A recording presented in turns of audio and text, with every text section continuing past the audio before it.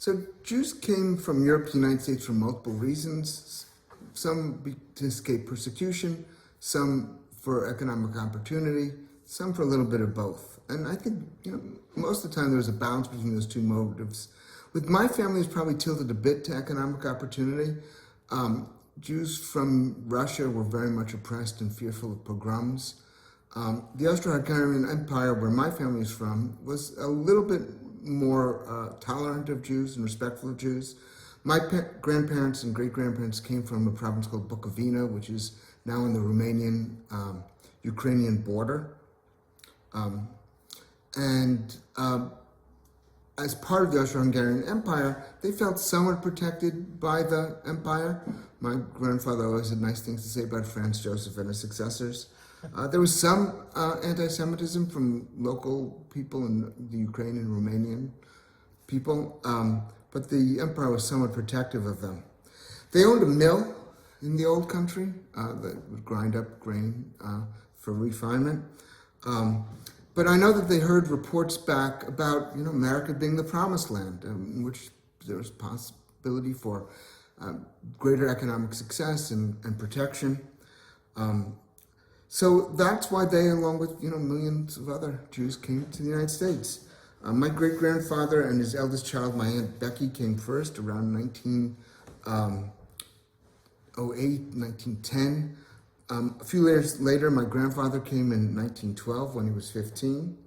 Then my great-grandmother and the other 7 or 8 children came. I'd have to count them out. My grandfather always said that the reason they brought the rest of the family is because he was worried about leaving them there, and the way he got my great-grandfather to make the decision to borrow money to bring them is he kept complaining about how terrible the food was in the men's boarding house in which they lived in the Lower East Side, New York. They traveled by rail from Bukovina to Antwerp, and then by ship to the United States. Evidently, it was a somewhat harrowing trip. My grandfather saw people die and be, buried at sea.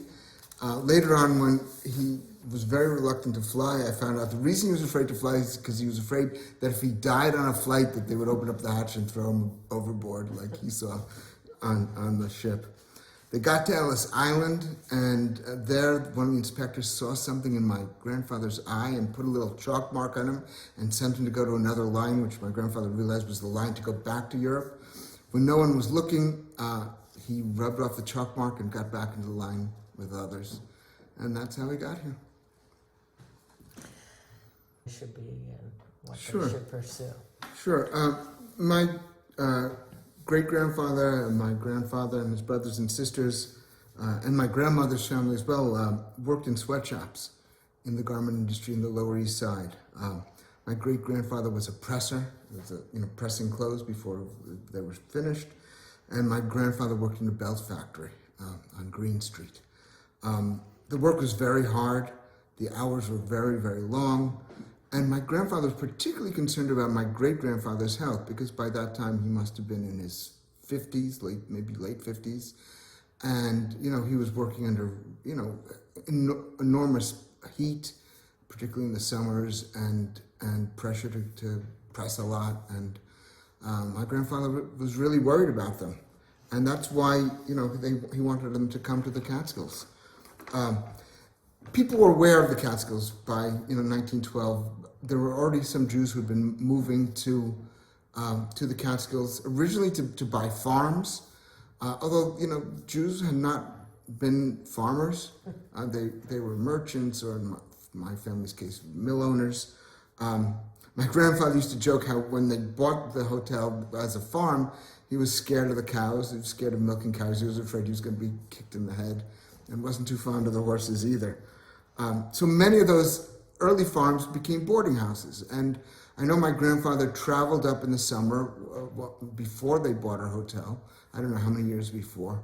They bought the hotel in 1920, but it may have been more than once, to vacation. Those vacations were really important because, as New York gets really hot in the summer and there was no air conditioning then. And people were already working in these sweatshops and living in very crowded conditions in the Lower East Side. and they wanted to get out of the city in the hot summer months and wanted to have a bit of a break. There were already resorts in the Hudson Valley, but those were fairly expensive resorts, and they were restricted. Jews weren't allowed to go to them. Even wealthy Jews weren't allowed to go to them. So the Jews who bought farms and then started, renting out rooms to summer travelers were providing a service for their fellow Jews who were living in New York. The Catskills were a little bit farther than the Hudson Valley, not quite as dramatic mountains, but were really quite lovely and most importantly, cool in the summer. My grandfather had a really visceral love for the area. I didn't really totally understand that. I thought it was because it was coming out of New York.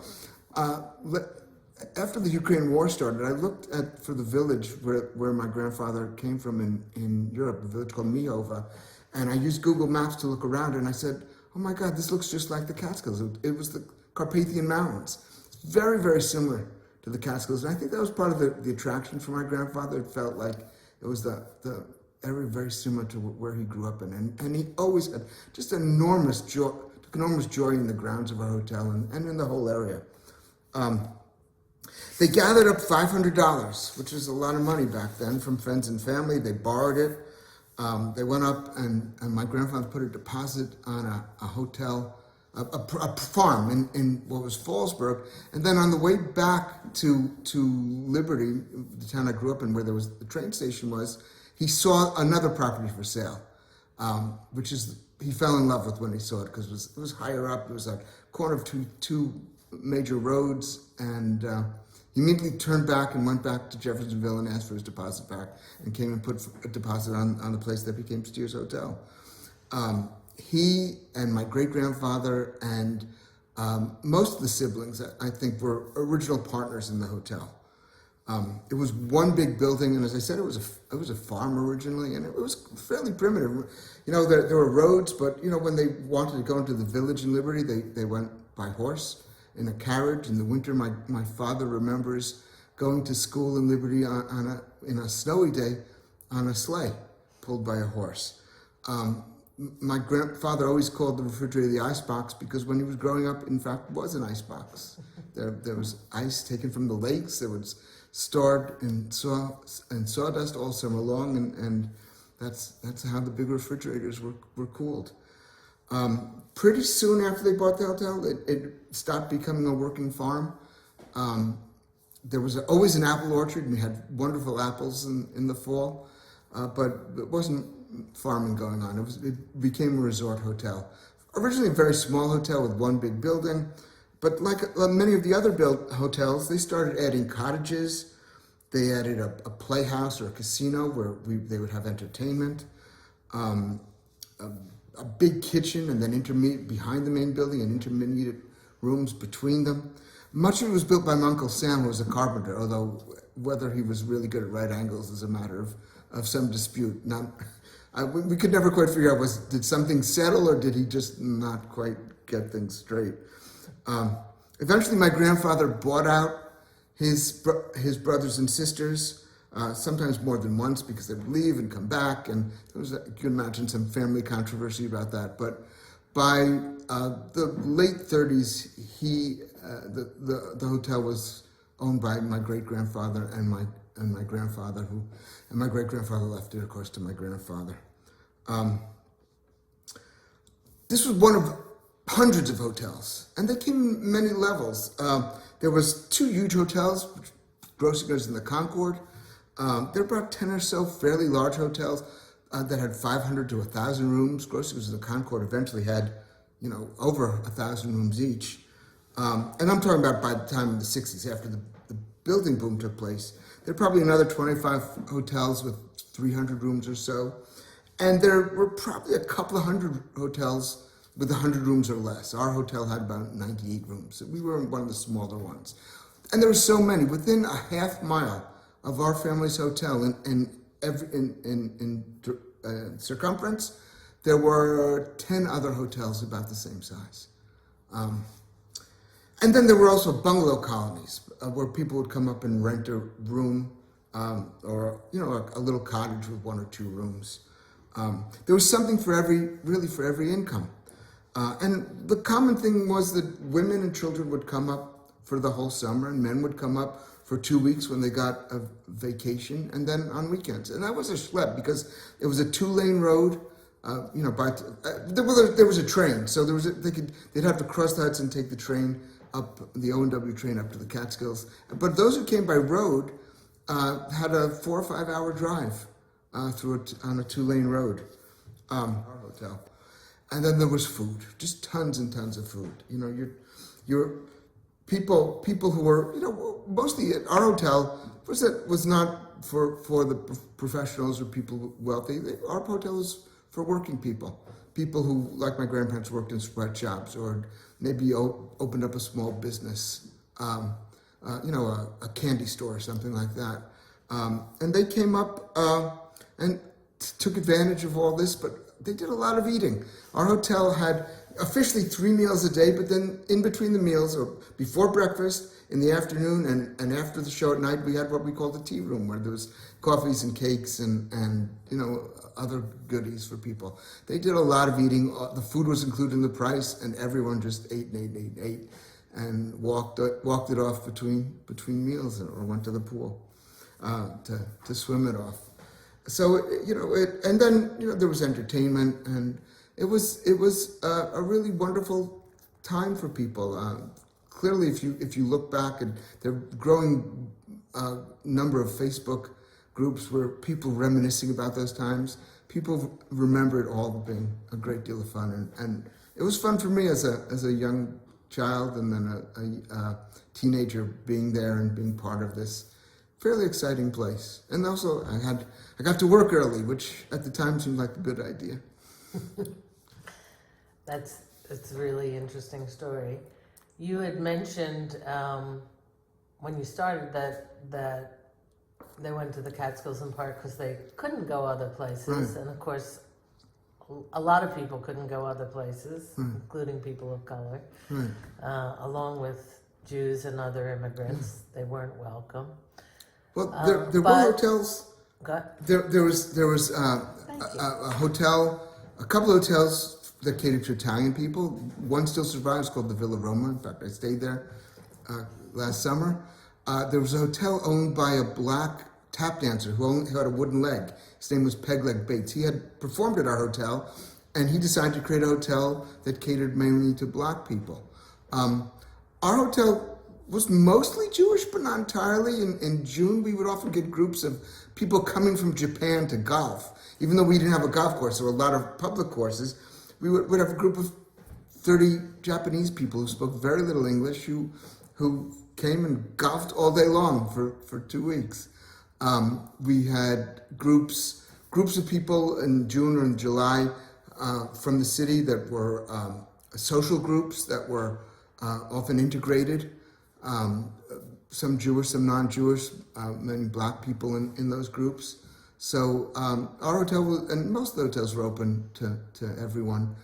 And the staff became integrated in the late 50s. It was mostly sons and daughters of people who would come to the hotel who would try to get jobs there. And then by the early 60s, my friends, I'd be recruiting my friends from high school to come work at the hotel, and that was a mixed group. And I remember we hired a young man who was went to a historically black college in Georgia, if I remember correctly. A friend of a friend connected us with him, and he came up. We worked one summer as a dishwasher, and then realized there was more money to be made in the dining room. And he called up my father and said, I'd love to work in the dining room. And my father said, he warned him that my father was afraid that because of racism, he wouldn't get as good tips as some of the white waiters and busboys. But he said, I'll do it. And he was a charming young man, and racism was not a problem. He was very much accepted. And he paid for his last couple of years of college working in our dining room. And he became a friend of mine because I was interested in football, and we used to play catch in the afternoons. It's a lovely memory.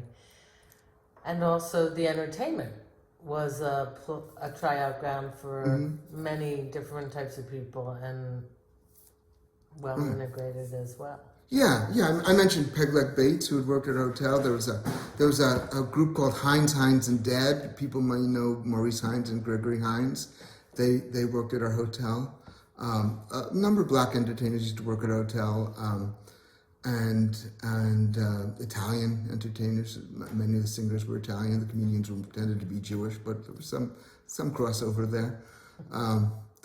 My dad always used to say the best entertainer was a comedian who could also sing, because if the jokes were falling flat, he could at least sing a little bit and get out. It's we had very famous people. Henny Youngman worked at our hotel. Sam Levine worked at our hotel. Oftentimes they would do an early show at our hotel and then headline at one of the bigger hotels, and then they'd often do a third show at a bungalow colony. And there were magicians. I should also mention the magicians. My dad loved the magicians. Thank you.